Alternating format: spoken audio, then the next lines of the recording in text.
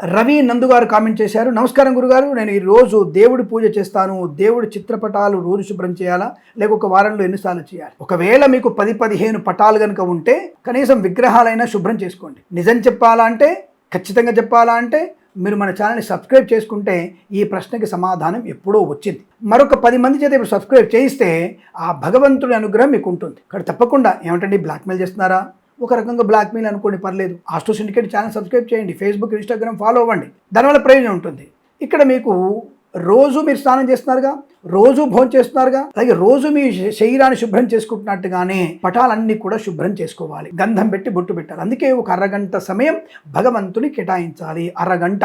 నువ్వన్నీ పళ్ళు ఇవన్నీ పిచ్చి పిచ్చి వీడియోలన్నీ కూడా యూట్యూబ్లలో ఇన్స్టాగ్రామ్ చూస్తావు కదా, అవన్నీ పక్కకు పడేసి అరగంట సేపు సమయాన్ని కేటాయించి శుభ్రంగా స్వామివారి పటాలు తుడిచేసి గంధం బొట్టు పెట్టేసి దీపం పెట్టేసి స్వామివారికి పూలు పెట్టి ధూపం చూపించి ఇంత బెల్లం ముక్క నైవేద్యం పెట్టి ఇంత మంగళారతి చేసి నీ ప్రయాణం ఏర్పాటు చేసుకో. తప్పకుండా మీకు అద్భుతమైనటువంటి ఆనంద యోగాలు ఉంటాయి. 20-30 పటాలని స్వామి సరిపోదు అనుకున్నప్పుడు రోజు 2 పటాలని తుడుచుకోండి. రోజు 2 పటాలు తుడుచుకుంటూ స్వామివారిని మీరు నమస్కారం చేసుకుంటే శుభం కలుగుతుంది. అఖండ ఐశ్వర్యమస్తు. నమస్కారం. ప్రేమతో మీ కిరణ్ శర్మ.